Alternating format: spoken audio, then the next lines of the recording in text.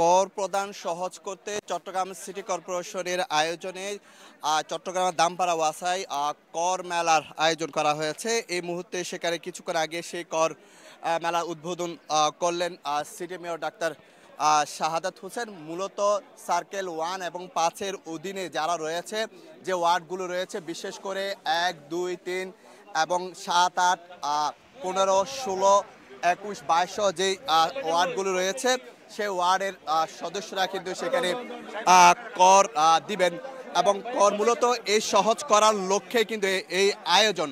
এবং মাননীয় মেয়র কিন্তু সেই বিষয়গুলো খতিয়ে দেখছেন আসলে যারা কর দিতে এসেছেন।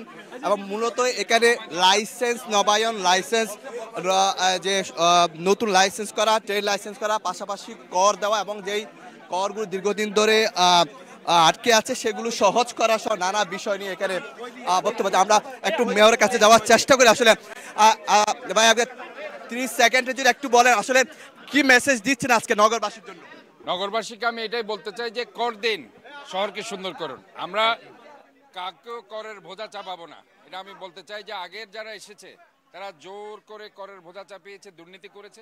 আমরা দুর্নীতিবিহীন একটি শহর গড়তে চাই, একটি প্রশাসন করতে চাই, একটি কর্পোরেশনকে আমরা এইভাবে গড়ে উড়াতে চাই। বন্দরের করের কথা আমরা বন্দরে আমি অবশ্যই বলেছি যে আমাদেরকে ন্যায্য যে পাওনা আমাদের সেটা দিতে, হোল্ডিং ট্যাক্সের কমার্শিয়ালাইজেশন করে আমরা 160 crore চেয়েছি। সেটা যদি আমাদেরকে দেওয়া হয় তাহলে পরে আমরা কৃতজ্ঞ থাকবো। 1% মাসুল যেহেতু অনেক টাকা আসছে, সেটা তারা হয়তো দিতে পারছে না, কিন্তু হোল্ডিং ট্যাক্সের কমার্শিয়ালাইজেশন তারা দিতে পারছে, সেটা আইনেও আছে।